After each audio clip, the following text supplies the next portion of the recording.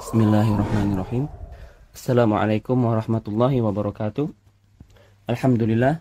Wassalatu wassalamu ala rasulillah wa ala alihi wa ashabihi wa man wala. Amma ba'du. Alhamdulillah kawan-kawan sekalian yang dirahmati Allah, kita akan melanjutkan kembali pembelajaran kita pada pelajaran ilmu nahwu dengan kitab Al-Muyassar fi Ilmi Nahwi, ya, karangan Al-Ustadz Aceng Zakaria rahimahullah. Pada sesi sebelumnya kita telah membahas al-ismu, ya. Pada halaman 2 kita telah membahas al-ismu yang merupakan bagian pertama dari jenis-jenis kalimah atau kata, ya. Pada pembagian pertama yaitu al-ismu, atau jenis yang pertama al-ismu, yaitu isim, atau mudahnya adalah kata benda, ya. Dan pada ciri yang keempat kita dapati yaitu kemasukan huruf jar, ya. Huruf jar yaitu min, ya, fi, ila, ala, ya. Namun masih ada beberapa lagi huruf jar yang akan kita bahas, ya. Baik, kita akan melanjutkannya pada sesi kali ini, yaitu di halaman ketiga, yaitu pembahasan tentang huruful jarri, ya, yaitu macam-macam huruf jar. Ya, di sini huruf jar ada beberapa macam, ya, ada beberapa yang termasuk huruf jar, ya. Ada beberapa huruf yang di sana dikategorikan sebagai huruf jar, ya. Ya, baik. Kita sebutkan yang pertama adalah min, ya. Min di sini artinya adalah dari. Sebagai contoh, minan nasi, dari manusia, ya. An-nas di sini artinya manusia. Ya, ini min kemudian bersambung dengan alif lam di sini sehingga dibaca, ya, mina. Jadi minan nasi. Contoh yang kedua adalah ila. Ila artinya ke, ya. Biasanya kita terjemahkan ke, ya. Ila suqi, ke as-suq di sini artinya pasar. Berarti artinya ke pasar, ya. An di sini artinya dari juga, atau bisa kita katakan bersumber dari, berasal dari, ya. An nabi atau anin nabiyyi, ya. An kemudian bersambung dengan alif lam jadi dibaca ani, ya. Anin nabiyyi, bersumber dari nabi, ya, atau berasal dari Nabi Shallallahu Alaihi Wasallam, yang biasa dibawakan di dalam hadis-hadis, ya. Kemudian contoh berikutnya ala. Ala kita terjemahkan di atas, ya. Alal maktabi, di atas meja. Ini meja artinya. Al maktab, meja. Kemudian ada fi, kita terjemahkan di dalam, ya, di dalam, ya, al baiti, fil baiti, di dalam rumah, ya. Kemudian contoh yang berikutnya rubba, ya. Rubba ini bisa bermakna sering kali atau sedikit sekali, ya. Bisa bermakna dua, ya, atau bisa bermakna kerap kali, ya, tergantung siapnya, ya. Rubba rojulin karimin, ya. Banyak dari lelaki yang mulia. Alba, ya. Alba'u, ini huruf ba maksudnya, yaitu artinya dengan, menggunakan, ya, seperti itu. Bil qalam artinya menggunakan pulpen atau dengan pena. bil mirsam dengan pensil, ya, dengan bantuan pensil. Kemudian al-kaf, ya. Al-kaf ini maksudnya huruf kaf, ya, ini huruf kaf. Kal asad contohnya, ya, kaf di sini kita terjemahkan seperti, bagaikan, ya, seperti. Kal asad berarti seperti al asad. Asad ini artinya singa, seperti singa, bagaikan seekor singa. Kemudian kal qamar, qamar artinya bulan, bagaikan rembulan, ya. Al-lam di sini maksudnya huruf lam yang dibaca kasroh, ya. Contohnya lillahi, lillahi, ya, milik Allah, bagi Allah, ya. Lirrasulillahi berarti bagi Rasulullah atau milik Rasulullah, ya. Nah, itu huruf jar yang dimana hanya masuk ke dalam isim, yang dimana hanya masuk ke dalam isim. Jadi kalau ketemu huruf-huruf jar, maka setelahnya adalah isim. Kemudian yang berikutnya nomor 2 al-fi'lu, ya, yaitu mudahnya adalah kata kerja, ya. Al-fi'lu huwa kalimatun dallat ala ma'nan waqturinat bizamanin. Kata kerja adalah sebuah kata yang ia menunjukkan atas sebuah makna yang berkaitan dengan waktu. Mislu kataba, ya, kataba di sini artinya telah menulis, ya, artinya menulis, namun ada keterikatan waktu lampau di sana untuk lafaz kataba. Qara'a membaca, di situ ada ikatan waktu lampau, ya, telah membaca. Yaktubu ini sedang atau akan menulis. Yaqra'u ini bentuk yang lain dari qara'a, yaitu akan membaca atau sedang membaca. Ya, di sini ada lagi contohnya aktubu, namun di cetakan yang lain itu uktub. Ya, di buku ini juga kalau tidak salah saya itu uktub, ya, yang benar, yang mewakilkan kalimat perintah, ya.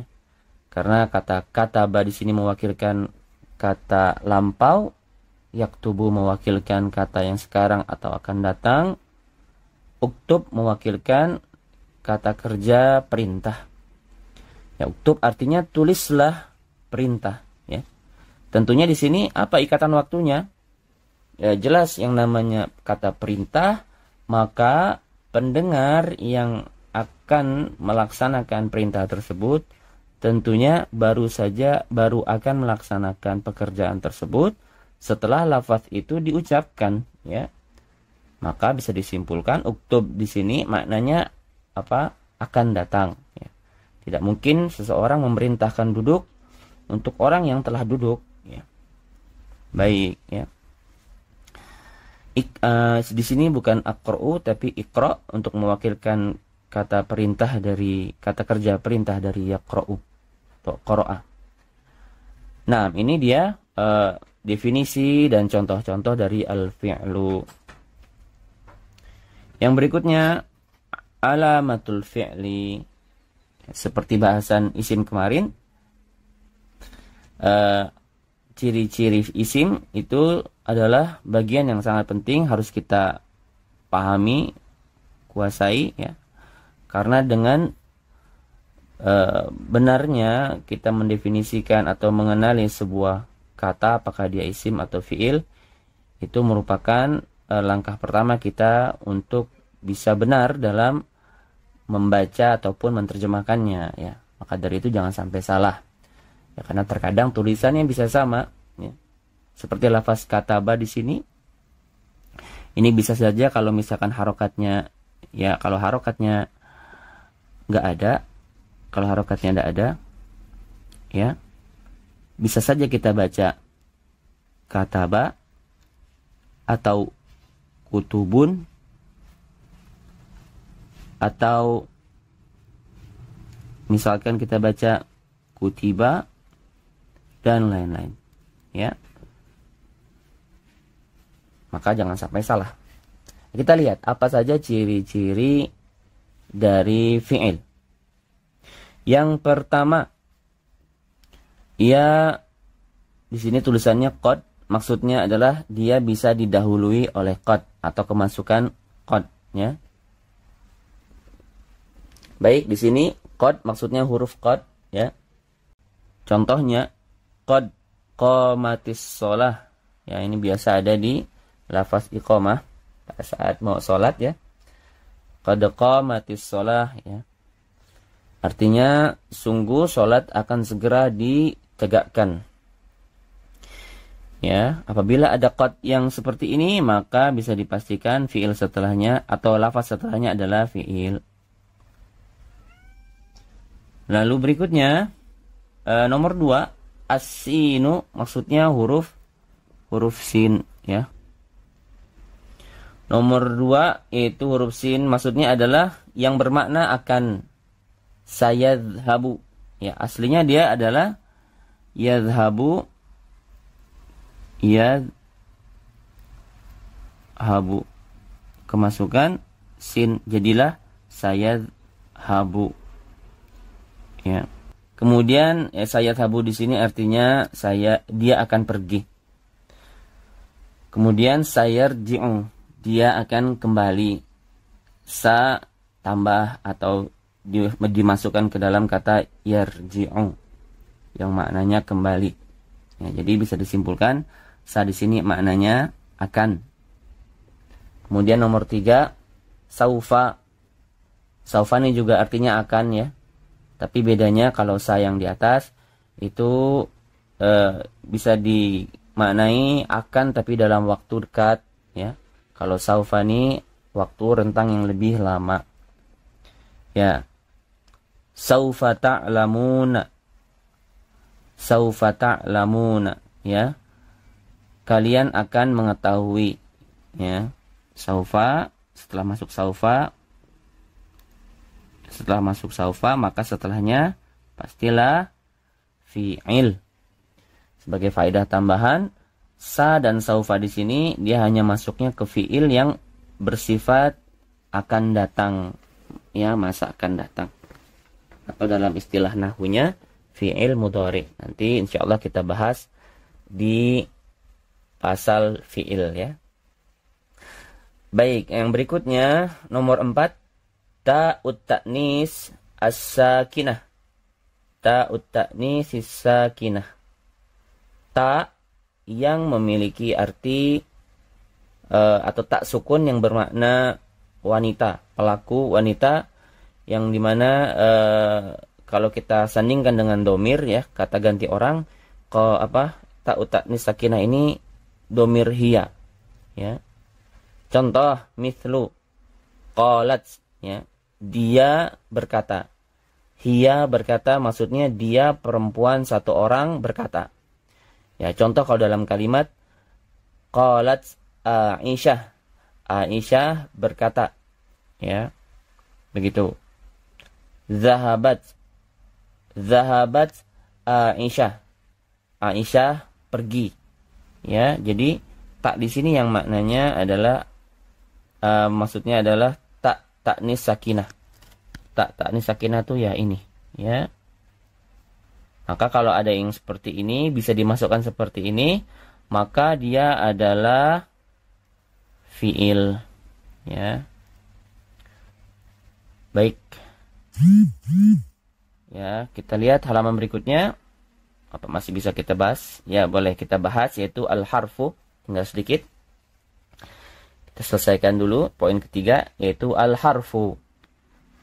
Al-harfu di sini maksudnya huruf, namun huruf yang di sini berbeda dengan halaman pertama dulu, yaitu ini al-harfu huruf ma'ani. Al-harful ma'ani, yaitu huruf-huruf yang memiliki makna atau kata depan di dalam bahasa Indonesianya. ya, preposisi, istilah lainnya ya. Al-harfu huwa kalimatun la yufhamu ma'naha illa ma'a ghairiha. Mislu, ya, kita terjemahkan dulu. Huruf adalah sebuah kata yang atau kata yang tidak memiliki makna atau tidak dipahami maknanya melainkan jika dia bersama selainnya. Ya, maksudnya pada hakikatnya huruf-huruf ini tidak memiliki makna yang pasti. Ya. Kenapa? Ya karena terkadang jika sebuah huruf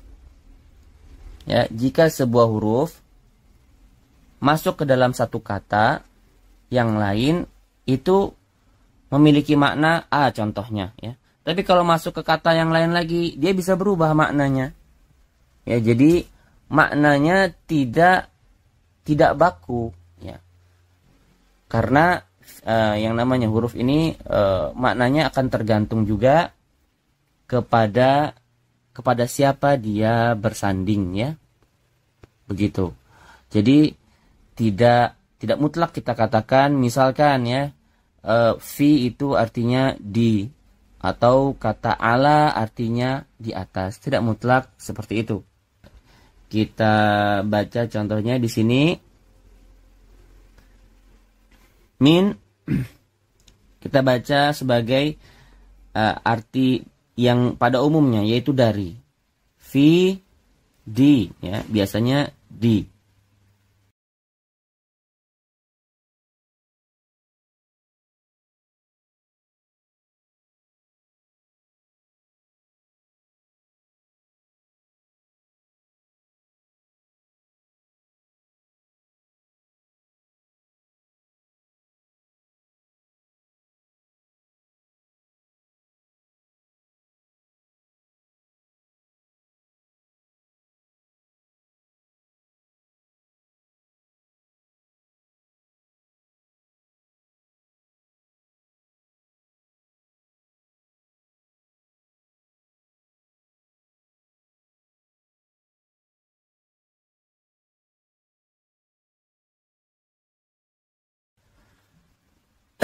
Ya, kemudian au artinya atau. Hatta di sini artinya hingga. Ya, lalu di bawahnya walaisa lil harfi alamatun khassatun. Berbeda dengan fiil dan isim. Huruf tidak memiliki ciri-ciri yang baku ya, tidak memiliki ciri-ciri yang khusus ya. Dia berubah-ubah ya. Namun yang namanya huruf itu tidak memiliki ciri-ciri isim pastinya ya. Huruf tidak bisa dimasuki tanwin ya. Karena kalau sudah bisa dimasuki tanwin maka masuklah dia kepada kaidah yang pertama, yaitu kalau sebuah kata yang memiliki salah satu dari ciri-ciri isim maka dia isim.